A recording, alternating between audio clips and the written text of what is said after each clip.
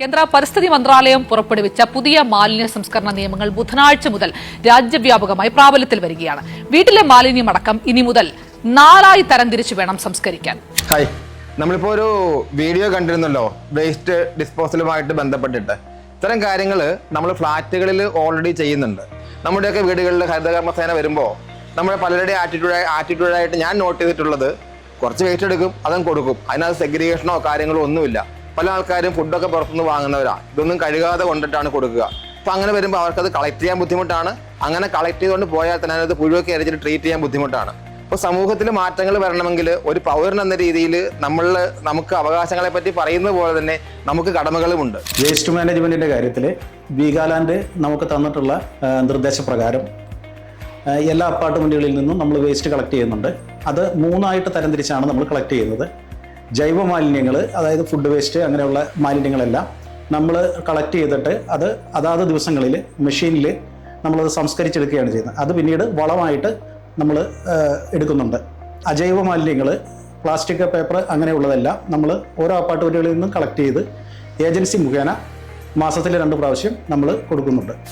അതുകൂടാതെ നമ്മൾ മെഡിക്കൽ വേസ്റ്റുകൾ, അത് ഡയപ്പറുകൾ, സാനിറ്ററി പാഡുകൾ, ഇങ്ങനെയുള്ളതൊക്കെ നമ്മൾ ഭദ്രമായിട്ട് ഓരോ അപ്പാർട്ട്മെൻറ്റുകളിൽ നിന്നും കളക്ട് ചെയ്തിട്ട് അത് സൂക്ഷിച്ചിട്ട് അത് ഏജൻസി മുഖേന ഡിസ്പോസ് ചെയ്യുകയാണ് ചെയ്യുന്നത്. ഇതിപ്പോൾ പറയാനുള്ള കാരണം, ഫ്ലാറ്റുകൾ അപ്പാർട്ട്മെൻറ്റുകളിലൊക്കെ ഇങ്ങനെ ചെയ്യുന്ന ഇതേ കാര്യങ്ങൾ ഇപ്പോൾ പുതിയ റൂൾ പ്രകാരം ഏപ്രിൽ 1 തൊട്ടിട്ട് എല്ലായിടത്തും ബാധകമാക്കിയിട്ടുണ്ട്. അത് ചെയ്യുക എന്നുള്ളത് എൻ്റെ അഭിപ്രായത്തിൽ ഓരോ പൗരൻ്റെയും ഉത്തരവാദിത്തമാണ്, കടമയാണ്. നമ്മൾ പറഞ്ഞു വീടുകളിലും മറ്റും ഉണ്ടാകുന്ന വേസ്റ്റ് ഹരിതകർമ്മസേന പോലുള്ളവർക്ക് എത്തിക്കണമെന്ന് പറഞ്ഞു. Kerala state pollution control board മികച്ച രീതിയിൽ മാലിന്യം കൈകാര്യം ചെയ്യുന്ന, അതായത് പ്രോപ്പറായിട്ട് ട്രീറ്റ് ചെയ്ത് ഡിസ്പോസ് ചെയ്യുന്ന സ്ഥാപനങ്ങൾക്ക് പൊല്യൂഷൻ കൺട്രോളിൻ്റെ വകയായിട്ട് അവാർഡുകളും കൊടുക്കാറുണ്ട്. പിന്നെ നമുക്ക് തോന്നും സ്വാഭാവികമായിട്ട് ഈ കളക്ട് ചെയ്യുന്ന വേസ്റ്റ് ഇവരെന്താണ് ചെയ്യുന്നതെന്ന്. അതിന് ഡെസിഗ്നേറ്റഡ് ആയിട്ടുള്ള ലൊക്കേഷൻസ് ഉണ്ട്. ആ ലൊക്കേഷനുകളിലൊക്കെയാണ് അവർ കൊടുക്കുക. ഇപ്പോൾ നമ്മുടെ വീട്ടിലുണ്ടാകുന്ന ഒരു ട്യൂബ്, അത് നമ്മൾ നമ്മുടെ പറമ്പിലോട്ടാണ് എറിയുന്നതെങ്കിൽ അത് അവിടെ കിടന്ന് ഓവർ എ പീരീഡ് മണ്ണിലൂടെ ലയിച്ച് 4-5 വർഷം കഴിയുമ്പോൾ കുറേ ആയി കഴിയുമ്പോൾ അത് വെള്ളത്തിൽ പകർന്ന് നമ്മുടെ തന്നെ വരാൻ പോകുന്ന തലമുറകളിലേക്ക് എത്തും.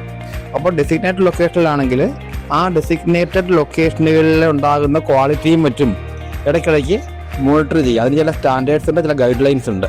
നമ്മുടെ കയ്യിൽ നമുക്ക് മുൻപുള്ള നമ്മുടെ പൂർവികർ തന്നിട്ടുള്ള ഈ ഭൂമി, ഈ ലാൻഡ് ഏറ്റവും മിനിമം കാര്യമായ ഡാമേജ് ഇല്ലാതെ അടുത്ത തലമുറയ്ക്ക് കൊടുക്കുവാനായിട്ട് നമുക്ക് സാധിക്കണം. അതാണ് ഇപ്പോൾ പൊല്യൂഷൻ കൺട്രോൾ ബോർഡിലെ കാര്യങ്ങൾ, അല്ലെങ്കിൽ ഗവൺമെൻറ് ഇത്തരം നിയമങ്ങൾ നടപ്പിലാക്കുമ്പോൾ അതിൻ്റെ ഒരു മോണിറ്ററിംഗ് ഏജൻസിയാണ് പൊല്യൂഷൻ കൺട്രോൾ ബോർഡ്. അത് അടുത്ത ലെവലിൽ സ്വാഭാവികമായിട്ടും മോണിറ്ററിംഗ് കഴിഞ്ഞിട്ട് എൻഫോഴ്സ്മെൻറ്റിലോട്ട് വരും. ഇത് ഓരോ പൗരനും ഉത്തരവാദിത്തത്തോടെ ഇത്തരം കാര്യങ്ങൾ ചെയ്യേണ്ടതാണ്. ഇത് നമ്മുടെ മാലിന്യം സംസ്കരിക്കേണ്ട ഉത്തരവാദിത്തമാണ്. എല്ലാവരും ഇതുപോലെ തന്നെ നമ്മുടെ വേസ്റ്റ് സോഴ്സ് സെഗ്രിഗേറ്റ് ചെയ്ത് പ്രോപ്പറായിട്ട് കീപ്പ് ചെയ്തിട്ട് പ്രോപ്പറായിട്ട് ഡിസ്പോസ് ചെയ്യുവാൻ എല്ലാവരും സഹകരിക്കണം. എല്ലാവരും ചെയ്യേണ്ട ഉത്തരവാദിത്തമാണെന്ന് ഒന്ന് ഓർമ്മിപ്പിക്കുകയാണ്. Thank you.